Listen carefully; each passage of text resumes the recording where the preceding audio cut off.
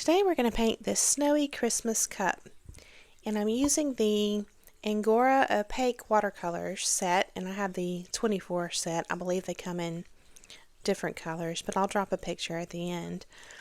And I'm laying down just a light layer of sort of a cobalt blue.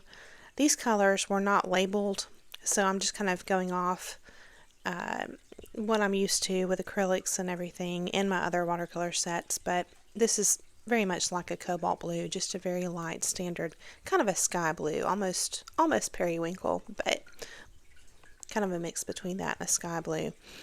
Just a light snowy blue, you know.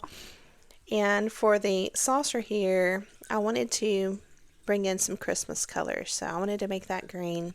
And I prefer to lay down my watercolors very loose, especially on the first layer, because it's fun, it's not stressful, and if you add enough water, as you can see here, it kind of helps you to very easily create the highlights and the shadows. And I also prefer what I like to call the painterly look, and so I like to intentionally leave white spaces on my paper, gaps between the brush strokes, and I think that just adds to the painterly look. And then here I'm starting with the shadows, and if you'll notice the direction of my brush, I'm kind of wrapping it around, and that's called directional shading, and that will help to add to the 3D look of the cup. So I added the shading first, and you can wait and let that dry or not. It's up to you. And I like to test my colors on paper towels too. It's just kind of a neat trick, especially if you're mixing. And so I didn't wait. I just went ahead and added in my stripes here. And the reason I didn't wait is because I plan on adding a lot of layers, and you'll see that in the video. But if you're painting for fun, if it's not something where, you know, you have a limited amount of time, something where instead maybe you just have plenty of time and it's just something for you or for fun and things like that, then you have the luxury of adding layers. And when you do that, I think that the wet on wet technique just can kind of surprise you sometimes, and I like that. And so here I'm going to switch to a smaller brush, and I'm going to go ahead wet on wet, and I'm going to add more detail to the red. I'm going to actually go in and bring in just a more opaque red with less water here. And so just to kind of define those lines a little bit more. And that's the beauty of watercolors, especially if you're new to it. There's so much you can do with them as opposed to say acrylics. I painted with acrylics for a long time, and I trained in oil painting in college, but this is watercolors are my favorite so far. So, and I'm still fairly new to them, but yeah. And so when you're adding in the richer colors here, again, just to add to that painterly look, you can kind of skip over and allow that first layer of the darker red to shine through. And so also I want to say this, to me, things are going to look more realistic if they're not perfect,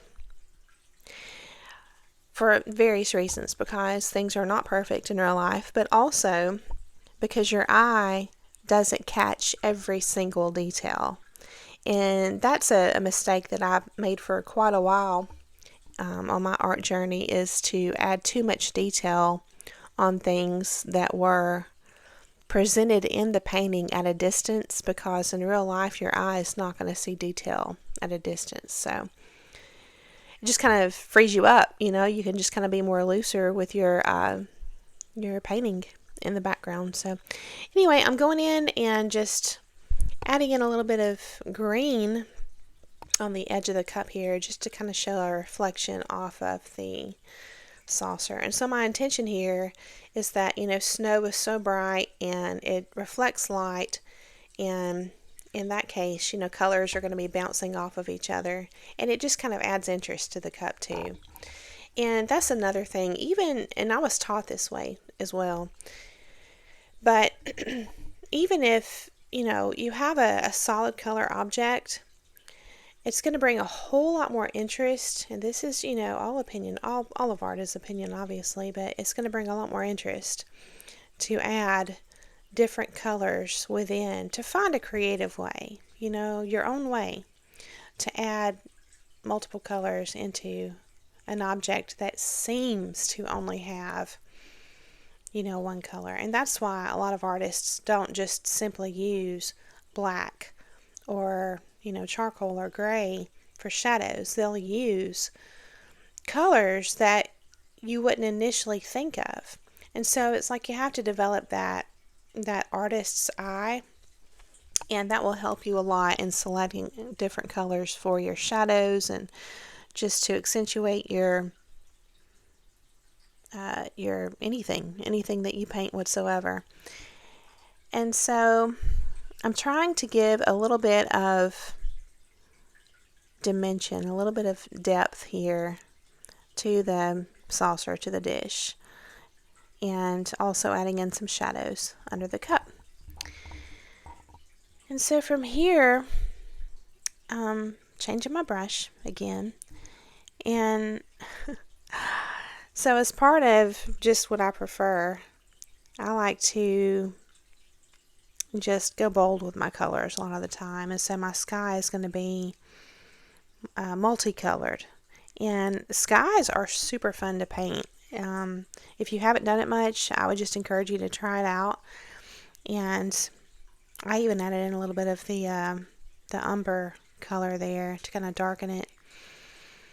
But you can just mix your colors, and instead of just swiping all the way across with one single color, I just encourage you to kind of touch, once you've laid down that base layer of either plain water or a very watered down base color, either one. Once you've got that laid down on your paper, you can go back in and touch with different but complementary, similar colors, and just allow that to kind of spread out in time. And then you can always come back and add in more layers to your sky. So just super fun. One of my favorite things to paint. And of course, adding in the stars is just, it's a lot of fun too. So I thought, okay, I'm going to make my cup hold the sky, or really more so, I wanted to have a galaxy look, like, the cosmos. So I'm adding in some very strikingly contrasting colors here, and my initial plan was to put stars in the cup, but because this is like two different ideas that I put together the galaxy idea. I make a lot of things with the galaxy theme, but I also wanted it to be Christmassy, so I thought, okay, I'm going to have snow all over my picture. I don't think that the stars are going to be seen as well, so I added in a couple of dots of yellow. I think I'm doing that right now, actually, yeah. And so that's what I did to kind of give that galaxy look. And then I'm going to add in the snow later. And you can also plan for this to be a reflection of the sky above, or if not, you can, it's something where I know a lot of people plan out their paintings exactly, and sometimes I do, but the majority of the time I let the painting create itself, and that's part of the fun. And that's why it's called art for art's sake, and that's just my approach. It's for fun, and even when it's done, it surprises me. So but from here, we're just going to add in a tree right over here. And there's so many different ways you can do trees, and there's a lot of wonderful artists on YouTube that will show you different ideas for trees. But I just wanted this to be an evergreen of some sort.